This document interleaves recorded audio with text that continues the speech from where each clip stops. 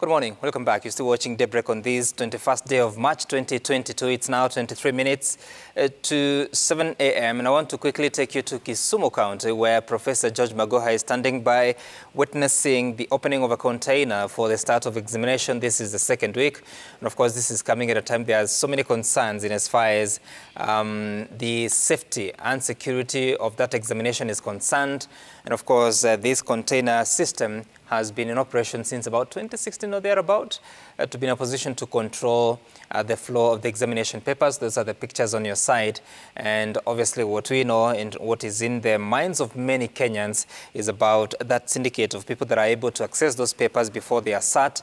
And mostly they are saying it is the second session of the examination papers that are most affected in as far as early exposure, and some of the culprits said, or suspects said to be circulating those papers, and in some places even sharing the answers and selling them for a fee to, I don't know whether it's candidates, is it teachers, or is it parents? And investigations are going on, but the Cabinet Secretary has been in defense of the system, saying that those are very few isolated cases. And in studio I have Robert Mboi, who is the Member of Parliament for Kathiani constituency in Machakos County. I also have on the line one Fred Okango from One Kenya Alliance. He's also the Secretary General of, not Secretary General, but political party,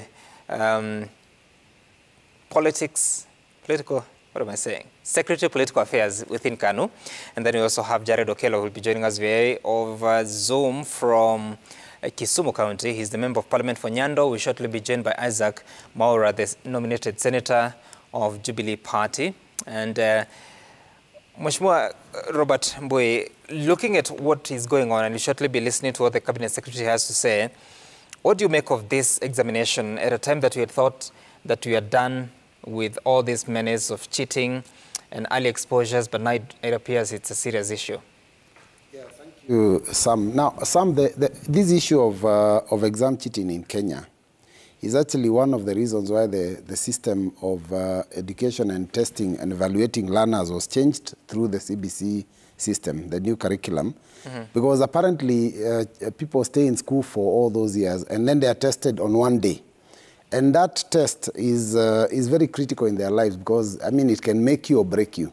And I think that's why there's so much pressure. And there's so much pressure on teachers, so much pressure on the learners, so much pressure on the parents that anything can happen. I think it's something we need to move away from. I'm happy that the new system that is coming up is going to get rid of this problem where people believe that, you know, they must pass that exam because if they fail that exam, then it defines them. It's really important to move from that system. And that's why you have this problem from time immemorial in this country. Every time there's an exam, I mean, the police, you can see the kind of contingent of officers that are there guarding these exams. The CS every single day when he speaks, he's speaking about, you know, when we talk about the exam in Kenya, it's no longer a positive thing. It's not a time of evaluating our learners. It's a time of being militant and protecting the exam as if you know, it's like it's money. I think it's, we need to find a way to move from this kind of system. We need to move to CBC. We need to get rid of that one exam so that every exam that they do from the time they join school counts. Right. By the time you finish your education system, everything that you've done, every achievement, small and big, become part of your portfolio. So this system will always be abused. Another thing, you know, I've heard the CS say that he's going to get rid of mobile phones in schools. And you know, the center managers have phones, the supervisors have phones, the invigilators have phones, the officers have phones. And, you know, I don't know what he's going to do about those phones. How is he going to get rid of them? Because he says, oh, we want only, I think, 2 phones, the one with the officer and another one with the center manager. That means the supervisor that has been sent to go and supervise an exam in a center away from where they work, away from their home, he's not supposed to have a mobile phone. I mean, how is that going to work? So I think unless maybe they keep them aside during the examination time? Yeah, but you see, mobile phones have other purposes other than just, the purpose of a mobile phone is for communication. Sometimes then the supervisor would need to communicate to the officers that are responsible for the exam. There are things that can happen. Sometimes they need to consult. Okay. There are so many exams and there are so many subjects. And sometimes there's questions. Let's talk about like the special subjects like home science, like art, that like French, like music. There are some things the teacher might be a history teacher and is supervising that exam. And they need to understand how maybe they need to do some of these things. So they need to consult. Now, if you say there's no mobile phones allowed, okay. It's a bit complex for me. I think they need to think through. Mm-hmm. Okay, I hear you. And Fred, good morning, joining us from Berlin. And when you listen to what is going on, technology appears to be we are almost in a maze. We are just chasing after the culprits. They're defining new ways of doing that business. Cheating. What more can we do as a country, and of course for the Ministry of Education, to ensure that we're able to secure these exams through and through? Thank you, Sam. I think it is important to understand that exams is not a matter of life and death. Our students are subjected to a lot of issues as far as passing examination is concerned. They get training all those years, and then they are tested in one exam that seems to be determining their life. That is not the case. So in their training, they should be encouraged that life does not end at passing or failing exams. Number two, in curbing the exam cheats, CS Magoa Prof said that they are trying to invent some of the rules that will be applicable immediately. And one of the ways they're saying they're using DCI, but he's forgetting that even in using DCI, the examination cheats will go beyond DCI. And if an institution is rotten, like now we are seeing those who are colluding with the students to cheat in these exams probably could be invigilators, could be teachers, then they need to look back and say, okay, fine, what is the problem? The problem doesn't seem to be actually the students who want to cheat, but could be the teachers who would want their schools... Fred, allow me to cut you short just briefly. We listen to the Cabinet Secretary who is addressing from Kisumu. Okay. So it is absolutely unthinkable.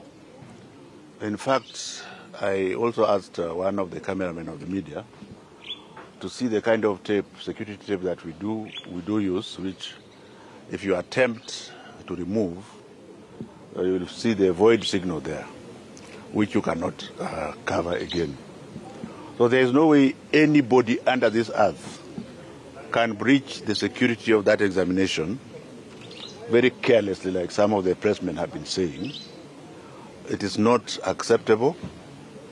We all know what has been happening.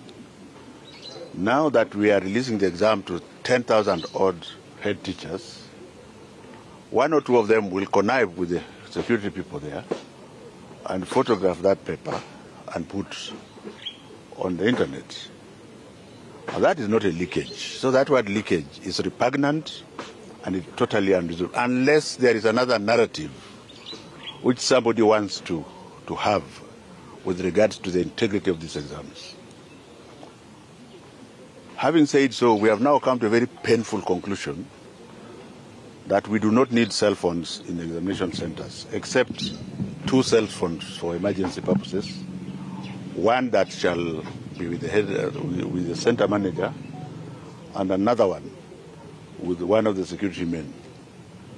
Reason being, there could be something that is interactive, a child may fall sick, and there may be need for communication. But for all the other mortals like myself, the invigilators and supervisors, and the other security people, they will leave their cell phones at home. They don't need them. This is the enemy of the examination process for our children. And I hope that by the time we reach Friday, we can relax this rule, because all the subjects that matter shall have been done by Friday of this week. In terms of the marking process of the Kenya Certificate of Primary Education, we are doing extremely well.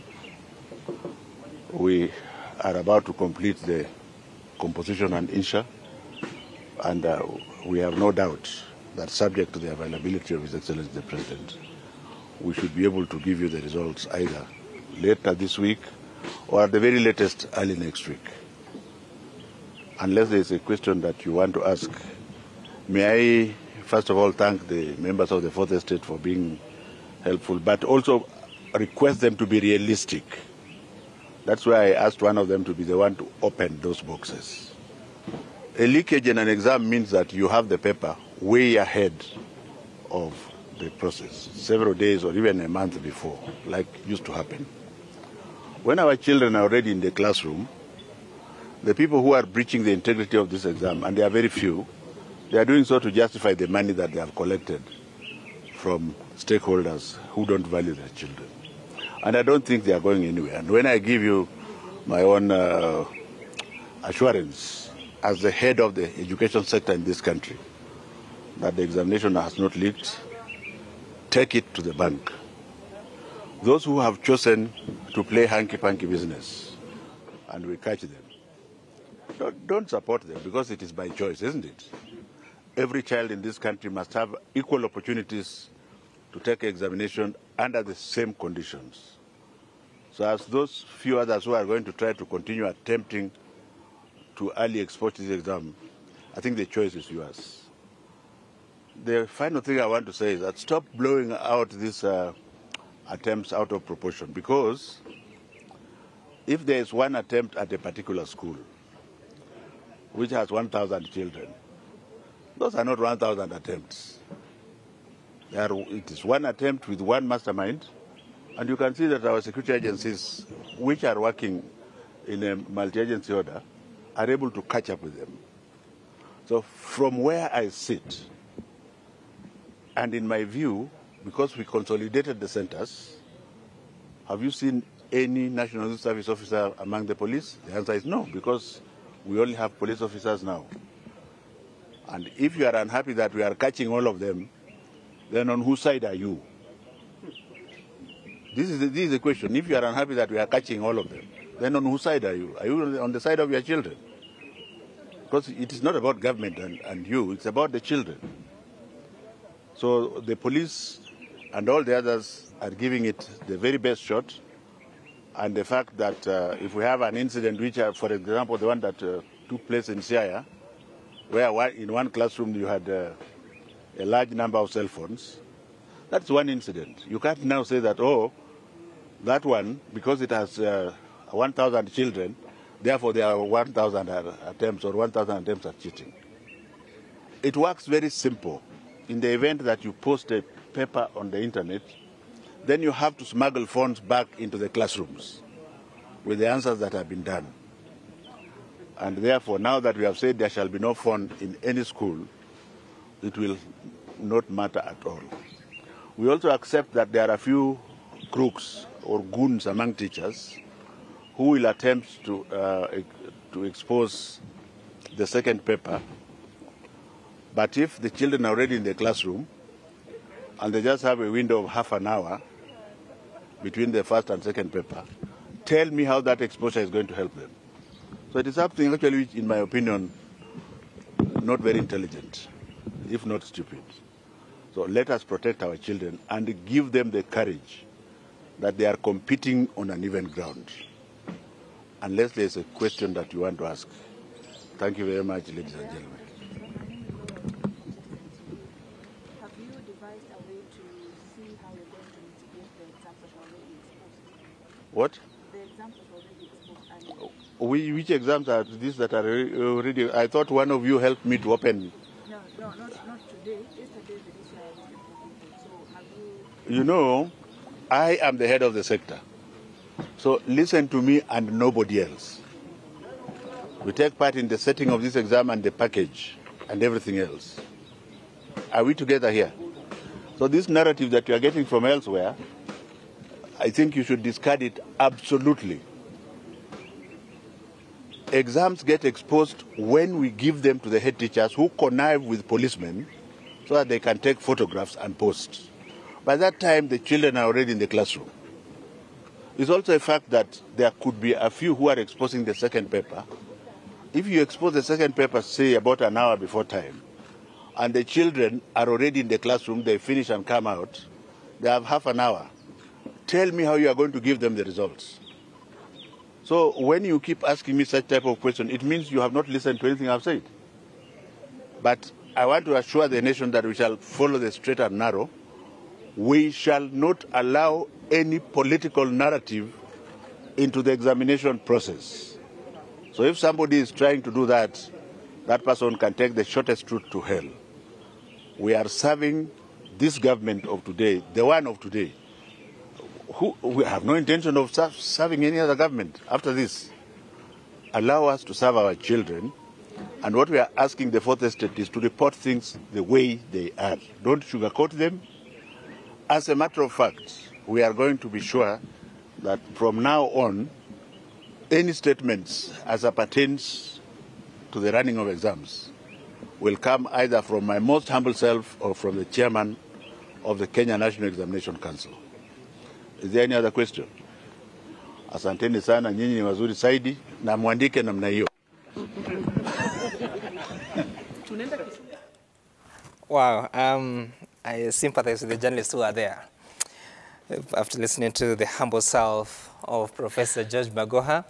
But I said a few things, including that he says that no paper has reached any candidate appearing to suggest that there has been no beneficiary of the early exposure. He says that its head teachers were conniving with some security officers to take pictures of the examination. And he also says that they are going to limit the number of cell phones in a center to just the center manager, who is mostly the head teacher of the school, and one of the security officers, just for the sake of any communication that may be required. I don't know whether we now have Jared Okello and whether he has been listening to this. And Jared, of course, after hearing what the Cabinet Secretary is saying in terms of this examination, what should be our take-home? Because yes, he says that by Friday, the most important papers will have been sat. I don't know what that means. But also says that this early exposure is just some ploy between some head teachers and some security men. Is there more that the ministry can do now? Well, thank you. Thank you very much, Sam. See you again. Good to see my colleagues in studio, and good morning to Kenya. This is a very big challenge that we have with our exams, and we have always witnessed the long tradition ways of cheating, which I believe when the CS, the former CS of Basic Education and Early Learning, Dr. Fred Matiang'i, came into office and was joined by Professor Magoha as the chairperson of Kenya National Examination Council, then they were able to reduce, because you cannot fully eradicate, they were able to reduce the exam cheating cases. But we must also remember that those traditional ways of cheating would also mutate based on what cartel big money business is all about. They were not going to take it lying down, and they were going to devise means and new ways of making sure that that business thrives. And that is why we have now seen it moving from the traditional ways where exams could leak a month, 2 weeks before, or even a week before. And now they are able to immediately, the papers are opened, send them, take pictures and send them to unsuspecting, crude students and teachers in collaboration. So what they need to do now is let them not rely solely on the ways that have been there before. They must come to the realization that things are changing. And those who have been in this business are also angling to make more money using all means possible. Just as my brother Mbui did allude, I do not know how effective, barring cell phones from centers will, to a larger extent, reduce these particular cases. Because again, phones have many ways, just as he says. I mean, these are family. There could be emergencies at home that need to be addressed to. Somebody could be in dire need of something and a communication is necessary. But at least we have to applaud them for making sure that the exams do not actually leak a day before examination, but the papers that are done on that particular day are the ones that we have seen circulating in the market. So they need to go beyond what they have always done, right. because I'm putting our parents on the spot on this. Why would you facilitate your kid to get exams prior? I mean, what do you want to achieve with this child at the end of the day? And that is why we have seen cases where people are enrolled for particular disciplines in university, but they drop them just because their capacity cannot cope with the dynamics of learning.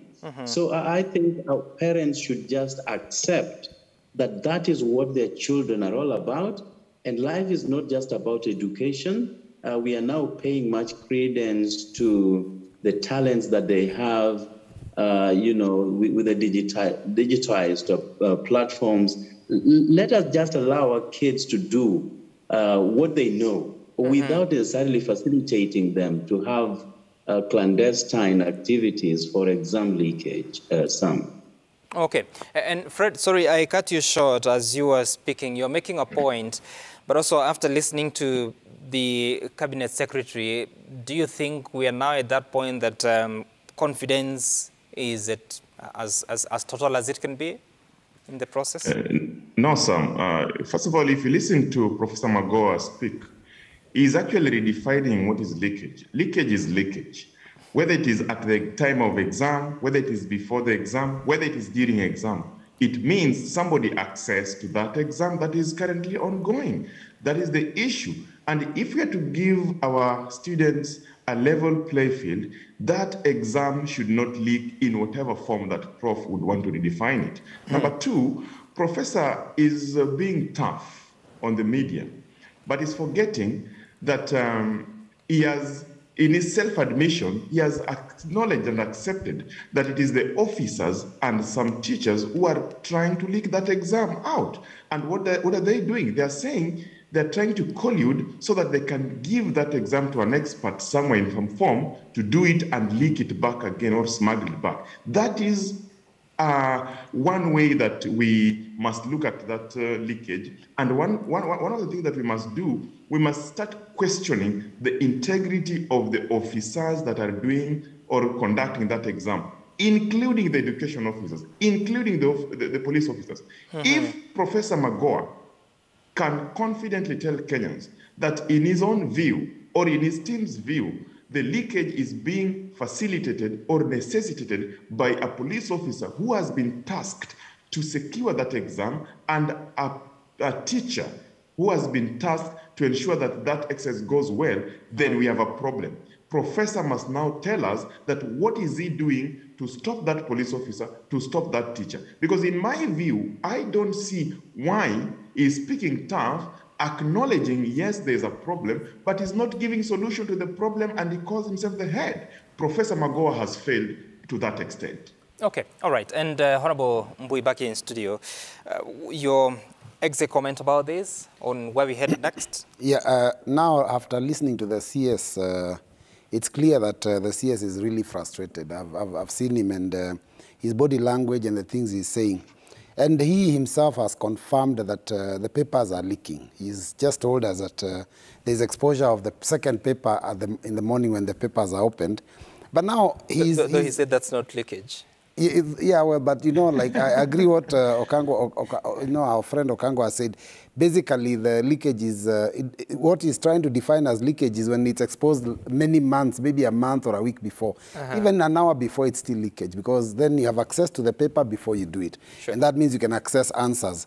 Now, I think I want to fault him on first blaming the media because he's the one who's been drawing too much attention to this exam, and he's the one who's been talking about the weaknesses of the system. But when the media reports are now he's blaming them and telling them that now he's going to gag everyone, I don't know what law he's going to use to gag everyone so no one can talk about the exam. In fact, from his comments, I'm not supposed to talk about the exam now. You know, if anything, I'm now breaking his rules. again, when you look at the idea of mobile phones, how do you criminalize mobile phones? If someone is arrested with a mobile phone, under what law will you be charged in a court of law? It's not illegal to have a mobile phone. It's still not illegal to have a mobile phone in school. So I think he needs to understand how to manage these things without seeming to be making laws, because he's not a lawmaker. And then he also has to temper his language. You know, you cannot say teachers are, you know, there are goons and crooks among teachers. You know, then you are also the head of the ministry, and all these teachers fall under you. So why do you employ goons and crooks? and then my advice to him would be, let him be careful not to have, whenever these exams start, let us not have familiarity between the officers that are managing the exams, probably, and the teachers that are sent to supervise. He may need to consider a way of bringing teachers from different regions to another region and officers from other places, because people who are familiar with each other are more likely to work together and try and steal these exams. And then I would finally want to ask that he makes his arrests quietly and takes these people to court, the ones that he can prove have breached the rules of the exam, right, and not underestimate the power of social media. He just said that, you know, only a few teachers. You know what he must know is that one paper, a photograph of one paper, can get 1 million hits within a few minutes. So he cannot underestimate the power of social media and start saying that it's only a few teachers. Let him make sure that this system is foolproof so that no paper leaks, because it can leak and go to all our students. All right. And I thought currently the system is that the supervisor of a center would be the center manager himself. Then you'll have other persons that are charged with invigilation of the examination. These are some of the changes that have been instituted since the events of 2015, when most of the papers were leaking a day before, including the media had access to those papers way ahead of the examination, so waiting just to confirm the following day. So we've come from very far, and of course we continue to monitor this in as far as how safe or secure the examination is and how it affects the state of education in the country. We take a short break here. When we come back, we'll be talking about matters politics, focusing on what Kalonzo Musyoka has been up to and what he's been saying and what this means for the larger coalition that is it Azimio la Umoja or is it Azimio One Kenya Alliance? After the break.